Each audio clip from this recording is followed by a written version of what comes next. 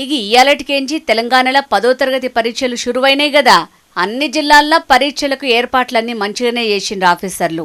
ఇగో గీడ చూసిండ్రా, దివ్యాంగులైన పిల్లగాండ్లనైతే భుజాల మీద ఎత్తుకొని మరీ పరీక్ష హాళ్లకు తీసుకుపోయినరు ఆడున్నోళ్ళు. నిర్మల్ జిల్లా భయంసా కాడున్న ఒక సెంటర్లో జరిగింది. గట్లనే రాయరాని దివ్యాంగులకు కూడా డిక్టేషన్ ఏర్పాట్లు చేసిర్రు ఆఫీసర్లు. గదేనుల్లా పరీక్ష రాసేటోళ్ళు చెప్తుంటే వాళ్ళు చెప్పిందిని ఇంకొకరు పరీక్ష రాస్తారన్నట్టు.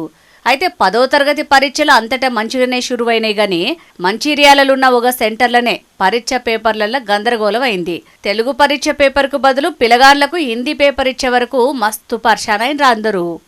మేము మా పిల్లలను 9:30కి ఎగ్జామ్ కాబట్టి 8కే తీసుకొచ్చినాం. మా పిల్లలు ఏదో అంతమందం టిఫిన్ చేసిండ్రు. కావున ఈ పేపర్కు బదులు వేరే పేపర్ వచ్చింది. మా పిల్లలను 1 గంట ఇప్పుడు పేపర్ వచ్చింది. ఆ పిల్లలు ఏం తినకుంటున్నారు. మా పిల్లలకు ఏమన్నా జరిగితే మీదే అధికారులదే బాధ్యత. ఇన్నరు కదా ముచ్చట.